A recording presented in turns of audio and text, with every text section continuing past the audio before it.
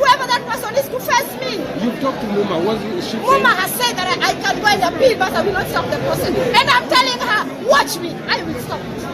I will stop it. This is Orange Democratic Party. It is my democratic right. When I win, I should announce the winner. I've sacrificed 2 times. That is human enough. 3 times, that is not right at all. It conquer with me, honestly. Kazi cannot beat me in any election. Repeat it now.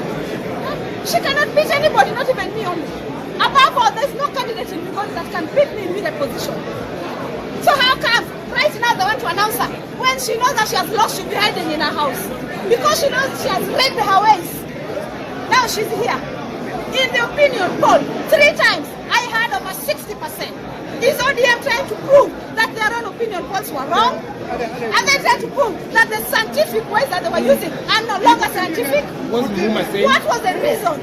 Governorship, they used opinion poll and it was clear, and they were awarded the certificate. Senator, they used opinion poll, it was clear, and they awarded the certificate.